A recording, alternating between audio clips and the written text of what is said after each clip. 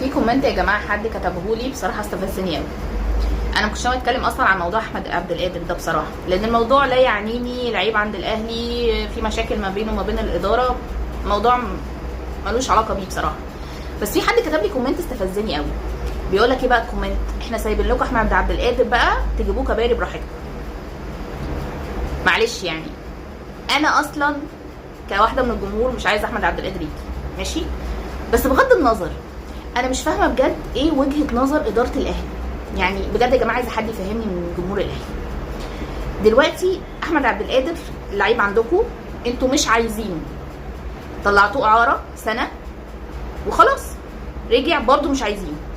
تمام حلو قوي، براحتكم، احتياجات الفريق بتاعتكم وانتوا حرين، جميل. فين المشكله؟ المشكله ان هو اداره الاهلي عامله بالظبط زي مثل يقول لك ايه، لا منه ولا كفايه شر. يعني دلوقتي انت مش عايز اللاعب، شايف ان هو لا يصلح، براحتك، سهله جدا. طيب فيها ايه لما تسيبه يشوف مصلحته؟ مفيهاش حاجه، صح؟ يعني هل مثلا احمد عبد القادر هيعمل لك مشكله لو جيت اقلك في الزمالك؟ هل مثلا احمد عبد القادر احسن من بن شرقي وتريزيجيه؟ يمكن حد يرد عليا، بس مش فاهمه اداره الاهلي بتعمل ايه بصراحه.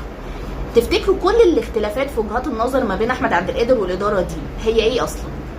من الاخر يا جماعه، احمد عبد القادر قال لهم كده نصا وصريحا، انتوا قدامكم حل من الاثنين، يا تسيبوني في الفريق، في الحاله دي انا همشي فري، تمام، يا تطلعوني، بس ساعتها طلعوني ببيع نهائي، انا مش هطلع اعاره تاني. تمام؟ مش بس كده، اولا في العقد ما يتكتبش شرط ان انا ما ارجعش غير على الاهلي، لا، انا ارجع في الحته اللي تعجبني. طيب تاني حاجه، قال لك انا عايز الشرط الجزائي في عقد البيع بتاعي ما يكونش كبير، يعني انا ممكن ادفعه وافلسع براحتي. طبعا الكلام ده مش عاجب اداره الاهلي. ده بقى المثل اللي انا بقوله، لا منه ولا كفايه شر. يعني انت ولا عايز اللاعب ولا عايزه يشوف مصلحته.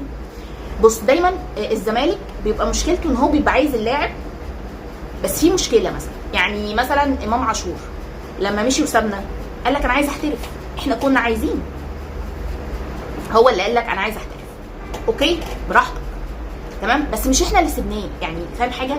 انا دايما مشكلتي مع اداره الاهلي هي دي النقطه، انت دايما تجيب اللعيب اللي انت مش محتاجه عشان بس الزمالك ما ياخدوش،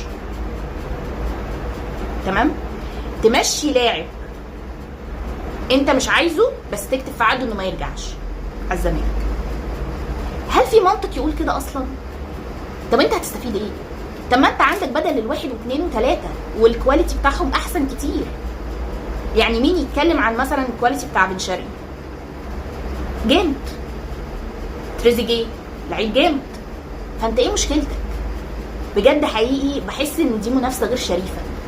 وطبعا في اهلاويه هيقولوا طبعا عشان انا زملكاويه بتكلم كده، لا والله، لو الزمالك عمل نفس الموقف انا هطلع اقول ان دي منافسه غير شريفه، لان انا كلامي واحد ومش بيتغير، ونفس المواقف لو اتعادل تاني هقول نفس الكلام.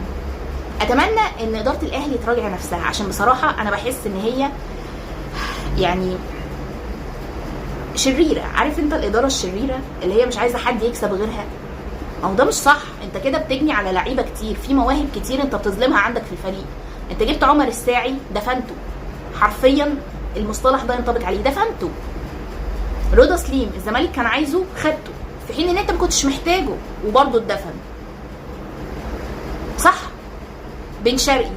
بن شرقي كجناح ما ينفعكش، لان انت بتبقى عايز الجناح يرجع يدافع كمان. انت الاهلي بيدافع ككل وبيهاجم ككل، فانت ما ينفعش معاك بن شرقي، عشان كده عمل لك مشاكل كتير والجمهور انتقده كتير. بس انت جايبه عشان ايه؟ عشان اولا هيضايق الزملكاويه، لكن انت لو فكرت ككواليتي بن شرقي لعيب هايل، بس ما ينفعكش انت. طريقه لعب الزمالك غير طريقه لعب الاهلي. يعني تريزيجيه ينفع الاهلي، حقيقي ينفع الاهلي، بس بن شرقي لا. فده اللي انا بتكلم فيه يا جماعه. لما تحبوا تجيبوا لعيب انا ما عنديش مشكله ان احنا ندخل على خناقه على لعيب، بس انت هتستفيد منه، بس ما تدخلش خناقه عشان هي خناقه وخلاص. فاهميني؟ لان احنا كده بنقضي على المواهب، وفي الاخر بنرجع نقول منتخب مصر وحش ليه. ما هو ده السبب.